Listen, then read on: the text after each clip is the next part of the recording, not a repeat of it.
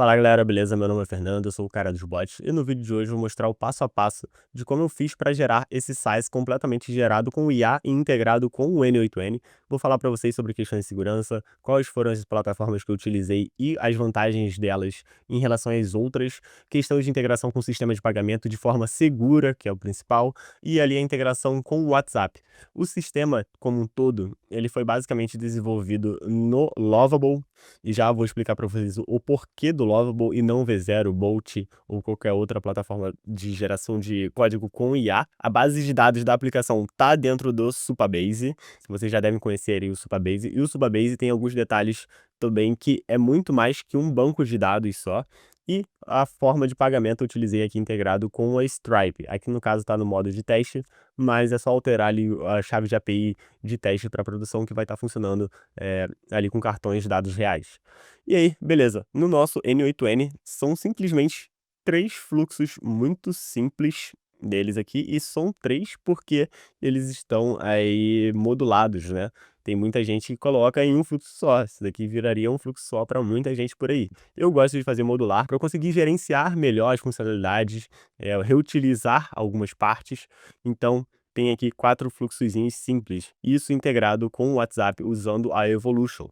No nosso caso aqui, para esse size, como ele é um agente passivo, não um agente ativo que vai ficar mandando, disparando mensagem para as pessoas, ele só vai responder quando alguém mandar uma mensagem. Eu poderia muito bem estar utilizando a API nativa do WhatsApp, mas eu não fiz nesse caso aqui. Eu vou estar utilizando a API nativa do WhatsApp em um outro size que eu vou fazer também, só que não vai ter interface, esse próximo size que eu vou estar desenvolvendo lá dentro da Academy, e aí eu vou estar utilizando a API nativa do WhatsApp para isso, porque a API nativa do WhatsApp para mensagens de serviços, que é o nosso caso aqui, ela não tem custo, então a gente está utilizando ali um número oficial da Meta. Eu também não preciso desse número conectado em um WhatsApp qualquer, por exemplo, no meu celular, não preciso desse número conectado no celular, e eu posso estar fazendo isso de graça com a API nativa da Meta.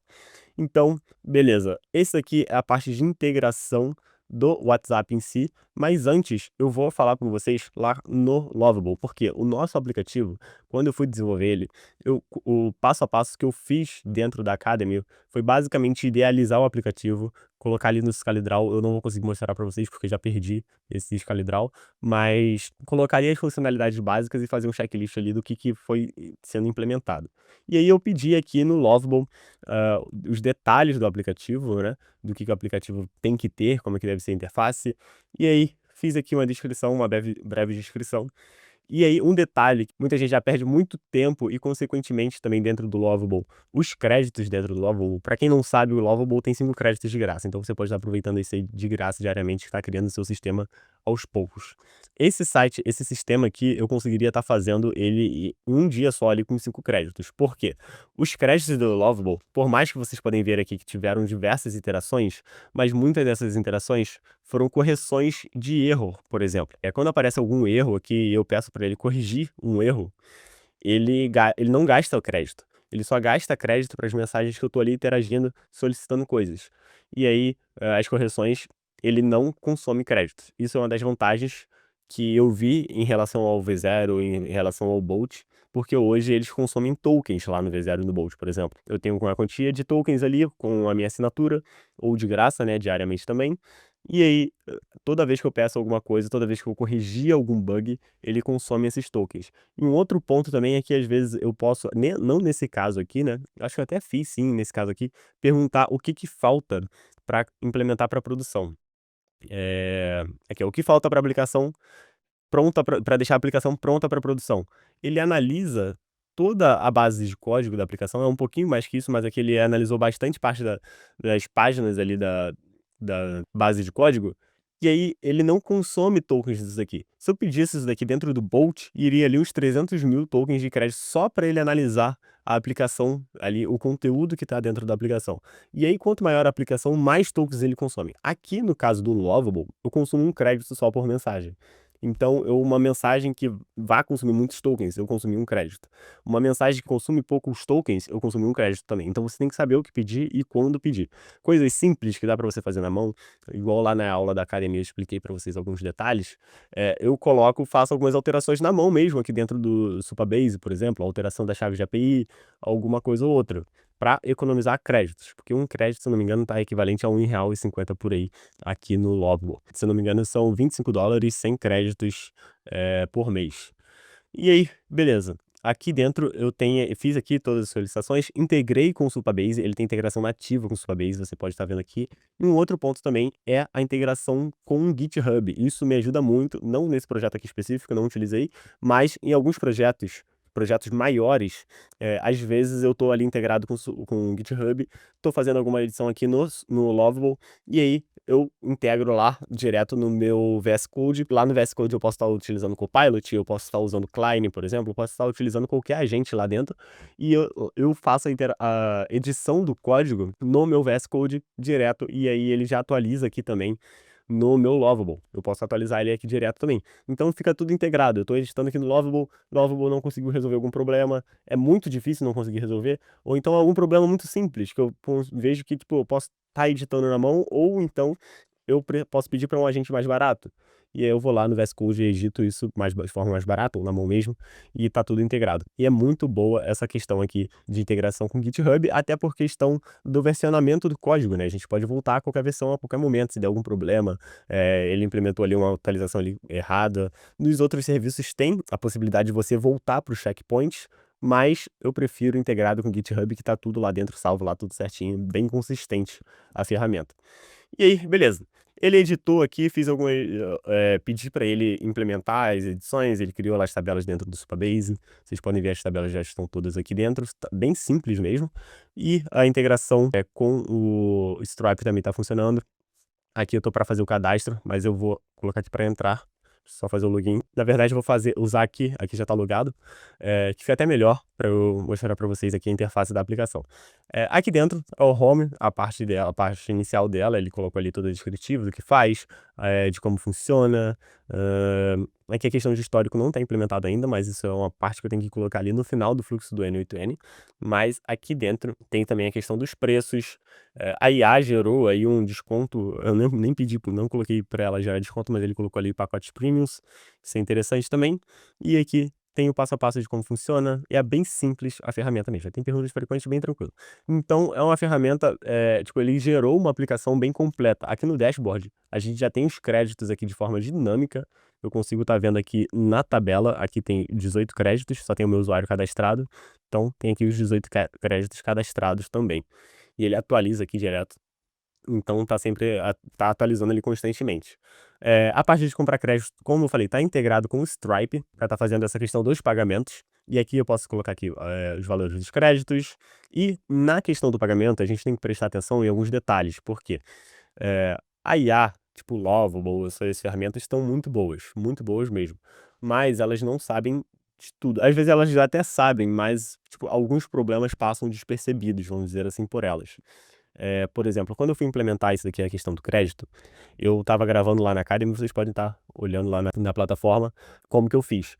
Mas na hora de eu implementar, testei, tava tudo perfeito. Cara, tipo, basicamente isso daqui, vim aqui, cliquei aqui no processando, para gerar, na verdade, cliquei ali, e aí coloquei aqui o e-mail de teste, coloquei aqui e-mail aleatório, tá aqui no teste mode, então só colocar aqui o cartão 42424242, e aqui uma data de vencimento qualquer, um código de segurança também, nome aleatório, e colocar aqui para pagar.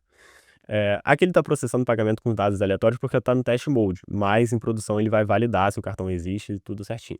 E aí, beleza. Aqui, pagamento confirmado. Ele adicionou aqui os 40 créditos. Tava tudo perfeito. Só que aí eu pensei em um detalhe. Quando eu fui fazer o pagamento, eu analisei aqui as requisições da aplicação. Vou até gerar aqui de novo com vocês. Deixa eu limpar isso aqui. E aqui eu vou colocar para adicionar créditos novamente e vou colocar para continuar o pagamento. E aí o que ele faz? Ele cria um checkout lá no Supabase. Ele inicializa uma função lá dentro do Supabase para a gente estar criando esse checkout aqui. E lá no Supabase, deixa eu maximizar aqui para vocês, a gente tem a função realmente, add functions, de criar o checkout. Só que um detalhe aqui dentro é que ele não estava fazendo a validação dos créditos. Tá vendo esse trecho aqui? Ele não estava fazendo essa validação aqui. eu identifiquei isso por, tipo, pra verificar se estava tudo certo mesmo. Então é um ponto que eu quero, entrar em detalhes com vocês. Por mais que você não saiba, não tenha conhecimento de como funciona, busquem o conhecimento, não fiquem só, tipo, ali no gerando prompt, tipo, não vá só cuspindo texto também, analisem as coisas. Porque essa requisição aqui, ela passa o valor, esse amount aqui, é o valor em reais, né, do pagamento, R$ 40, e a quantidade de créditos, 40 créditos. Um usuário mal intencionado aqui dentro, ele pode estar fazendo, intermediando, vamos dizer assim, essas requisições do site para a nossa aplicação lá dentro do Supabase, e ele alterar esse valor aqui do amount, sei lá, colocar para 1, e aqui na quantidade de créditos, colocar uma quantidade bem grande. Uma quantidade, sei lá, uma quantidade maior de crédito, por exemplo. Pode deixar aqui 40 e colocar 1 milhão de créditos. E aqui dentro das Edge Functions, ele não estava fazendo a validação dos créditos. E o que isso significa? O cara alterou aquela requisição, vai passar direto. Você vai adicionar na conta do usuário 1 milhão de créditos por R$ 40. E aí eu identifiquei isso, na aula da Academy vocês vão ver. E aqui dentro eu implementei aqui, pedi para ele implementar, na verdade, a questão do pagamento. Eu acho que tem aqui até detalhe aqui no prompt. Aqui, ó. A função create checkout tem alguma validação para verificar se a quantidade de crédito condiz com o valor do pagamento? Foi nesse momento aqui que eu verifiquei isso, e aí ele realmente identificou, não, tipo, não tá tendo validação nenhuma, e aqui ele até fala que um usuário mal intencionado poderia modificar a função, a chamada para a função, né, no caso, enviando valor menor. E aí ele iria dar uma vulnerabilidade dentro da sua aplicação. E aí beleza, a gente ajustou alguns outros detalhes também, questão de autenticação. Utilizem o OAuth sempre que for possível. Nunca armazenem aqui no database, nas tabelas, direto o login do usuário e senha aqui em texto bruto. Nunca faça isso. Aí vocês viram aqui também, atualizou aqui os créditos. Eu coloquei mais 10, estava 18 e mudou para 28. Então você que está atualizando constantemente. A gente pode voltar lá também no dashboard, 28 créditos. Nunca armazenem, voltando aqui, nunca armazenem a senha do usuário, assim, porque esse usuário pode estar usando essa senha em vários lugares. Isso é comum, tipo, as pessoas não têm noção. Eu já vi gente falando, tipo, com orgulho, não, eu fiz isso aqui, tá funcionando certo, e aqui a gente só colocou aqui o login e aqui a senha. Cara, isso daí, tipo, não faça isso, não faça isso. Tem um pouquinho de noção, você pode perguntar pro GPT, tipo, boas práticas. Pesquise um pouquinho sobre as boas práticas. Eu não sei tudo sobre tudo, mas, tipo, o pouquinho que eu sei, tipo, sana muitos problemas. Sana muitos problemas que você pode enfrentar aí pela frente. Depois de implementar o login tá sendo feito direto com o auth do Supabase, e porque o Supabase não é só um banco de dados, ele, por debaixo dos panos, ele é um Postgres, ele é só um Postgres rodando com mais algumas extensões e algumas outras aplicações rodando ali em cima em conjunto. Então ele é um pacotão ali, um pouquinho mais que um banco de dados. E dá para fazer muita coisa. Quando o Supabase é utilizado só para banco de dados, eu não gosto, porque ele é uma ferramenta cara, você não utiliza todos os recursos que ele realmente disponibiliza. Se você quer usar só um banco de dados, vai de Postgres, coloca o Postgres lá na sua VPS, perfeito. Mas se quer autenticação ou algumas outras funcionalidades, vai ali no Supabase mesmo, tipo, ele é muito bom para isso. Tem outras formas de fazer, mas ele é a forma mais fácil de você estar implementando as coisas de forma direta. E aí, beleza. Tá aqui nossa aplicação, ela tá completamente aqui gerando a quantidade de créditos. Aqui ele fala as instruções rápidas, que é o contato que eu preciso mandar a mensagem para ele, gerando a imagem, gerando o texto. E aqui no WhatsApp ele tem esse contato aqui, eu já tenho aqui, já gerei aqui algumas coisas. Aqui, por exemplo, pedi para ele gerar um elefante na sala, gerou aqui a imagem do elefante. Isso aqui é muito bom, que é a edição de imagem. Por exemplo, a pessoa tem ali um produto, ela vai anunciar em algum lugar, no lugar dela mandar essa foto aqui sem graça, fundo branco, na imagem branca, a caneca branca no fundo branco, né? Só com texto, sem sombra, sem nada. Eh, Sem graça, pedir para editar, colocar num fundo de uma mesa, né, por exemplo, e aí a gente faz. Aí você pode usar várias técnicas aí de marketing para focar no produto, colocar alguns detalhes, mas assim, isso aqui eu não explorei no prompt do agente. Então beleza. Tá perfeito. Aqui a caneca, cara, eu, tipo, eu achei incrível, porque a caneca branca no fundo branco, ele gerou aqui certinho os detalhes, o texto da caneca tá perfeito, tá igual, o detalhezinho aqui do final do que tá igual, o exclamação aqui tá igual, tá tudo igual, tudo perfeito. E aí, o nosso agente tá funcionando, já tá diminuindo os créditos aqui, sempre que a gente consome um crédito aqui embaixo, ele consome um crédito também de lá da aplicação direta, Então, aqui também a gente pediu para ele gerar um macaco jogando bola, e gerou um macaco jogando bola. E aí pensa nas possibilidades, guys. Isso daqui é uma ferramenta simples, já vou explorar para vocês o fluxo do N8N, mas só foram 4 fluxozinhos básicos lá dentro. A gente está utilizando a API da OpenAI, a nova API deles lá de geração de imagem, a GPT Image One, que tá absurda para gerar conteúdo com ela. Tá muito bom a qualidade. E aí, imagina, sei lá, alguém, o tiozinho ali da padaria, vai anunciar no iFood, quer colocar uma foto bonita, tira a foto do negócio, coloca, sei lá, ele pode deixar o próprio produto dele ali, real, com um fundo melhor, com a iluminação melhor, ou então dá uma melhorada na imagem.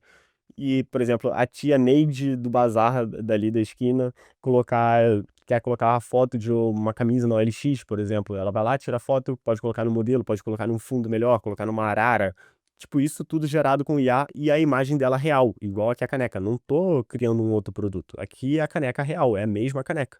Não tô embelezando a caneca nem nada. E aí, isso daí abre margem para um mercado absurdo. Por quê?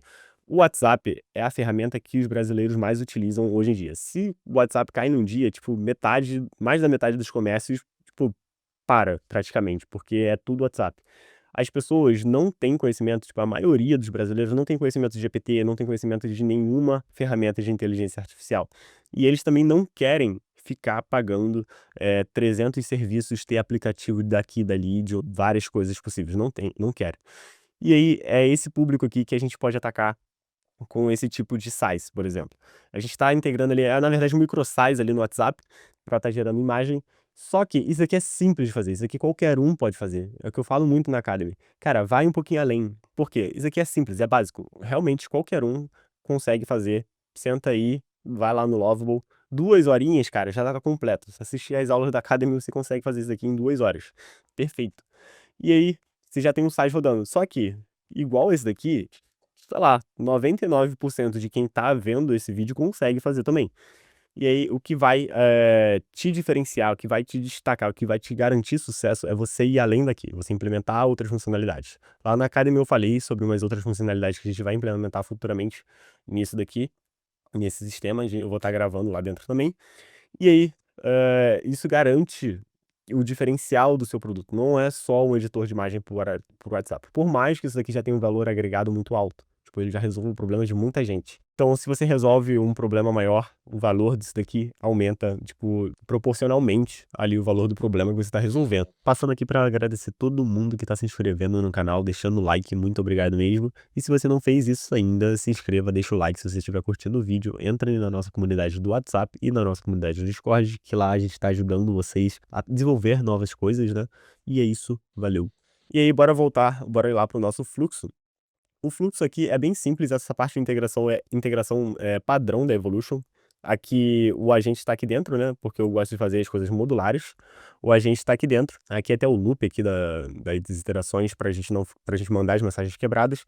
Os únicos pontos são esses daqui. Aqui dentro eu tenho Analyze Image, igual tipo, teria mesmo no WhatsApp normal, integrado com a Evolution, que identifica imagens. Só que aqui dentro eu boto a imagem dentro de tipo, eu pego o BaseMA64 da imagem e armazeno ela em algum lugar. Nesse caso aqui eu estou usando o Redis.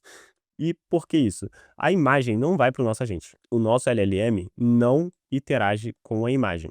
O nosso LLM, ele recebe a mensagem, recebe o comando, né, a mensagem ali do usuário, e ele manda editar a imagem daquele usuário. Só que o LLM, ele não precisa da imagem em si.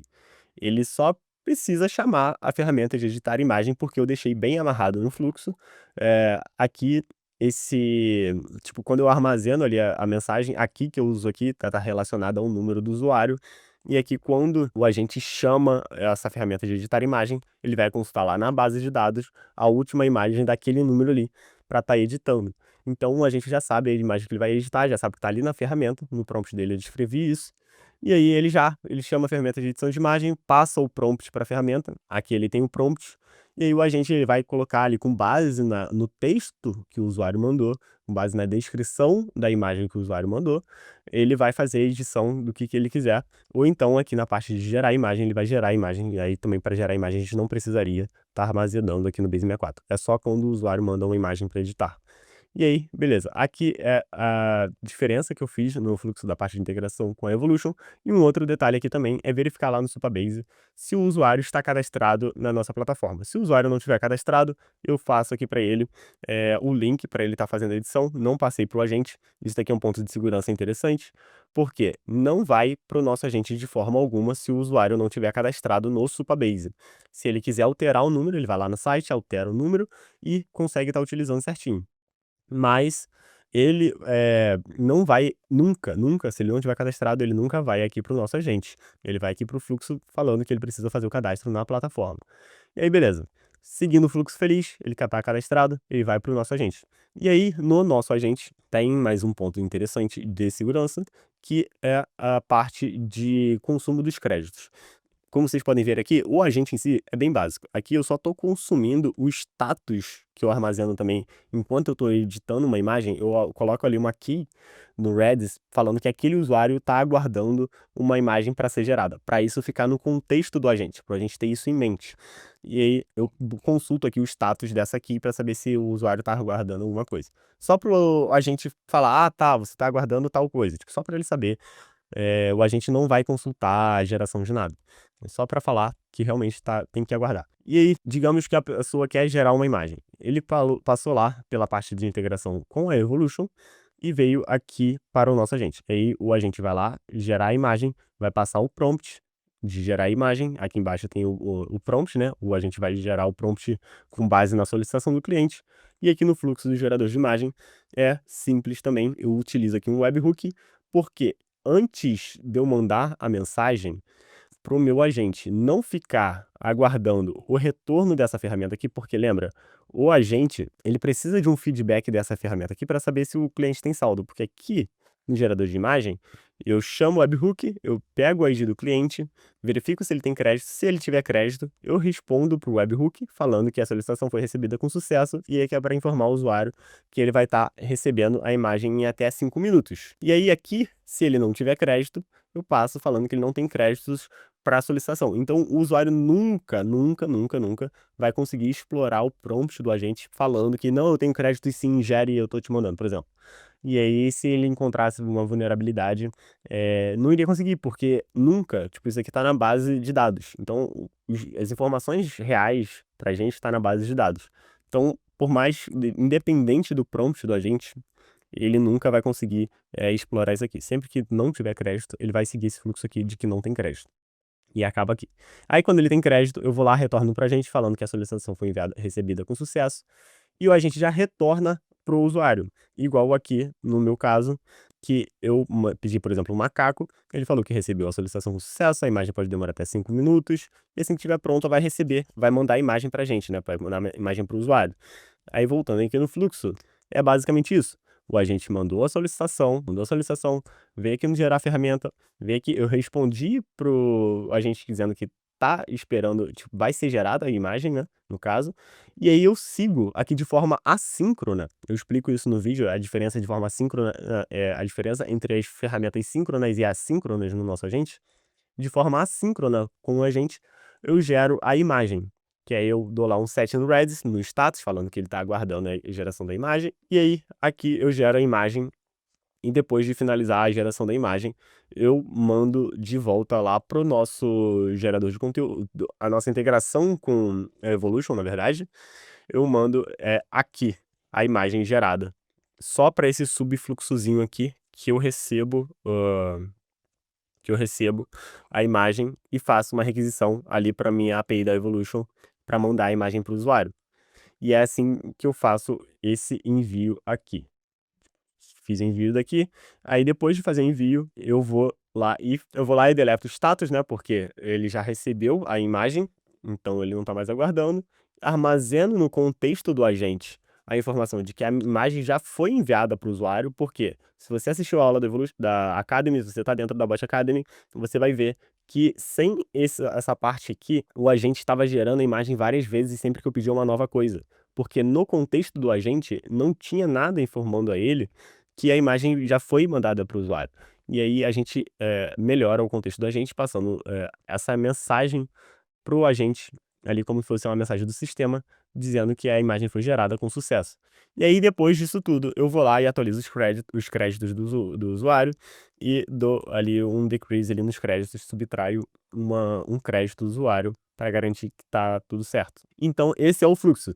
A edição de imagem é basicamente a mesma coisa, só que lá na edição de imagem, como eu falei, eu preciso armazenar essa imagem aqui no Base 64 e aqui no editor eu consulto essa imagem no Base 64 e passando junto para o gerador de imagem lá da OpenAI, a API da OpenAI, eu passo a imagem binária, né, e o prompt que o agente passou para a ferramenta, porque o agente baseia o prompt na solicitação do cliente. E aí, feito isso, é a mesma coisa, eu respondo a imagem lá para o cliente, deleto ali o status, armazeno informação para o agente dizendo que foi gerada com sucesso e subtraio os créditos. E é muito simples. Isso é um sistema simples da gente implementar. Isso daqui na Bot Academy, eu acho que se eu não estivesse gravando, seria mais rápido ainda, mas é muito tranquilo de estar implementando. Vocês podem estar assistindo lá e testem aí também. Mas como eu falei, fuja do simples, vá além. Tem algumas funcionalidades, por exemplo, aqui o histórico de imagens não está implementado, tipo, não está finalizado. Isso daqui, a questão do histórico, é muito simples também. É só eu, aqui depois de dar o update no crédito, eu colocar lá na minha base do Supabase, ele já tem uma tabela aqui que está vazia, eu subir a URL da imagem aqui dentro. E lá no Lovable já tá implementado com sucesso. Só que isso aqui ficou de dever de casa para os alunos da Academy. E aí, é bem tranquilo mesmo de fazer. Então, beleza, guys. Espero que tenham gostado. Se você não se inscreveu ainda, se inscreva, deixa o like e valeu!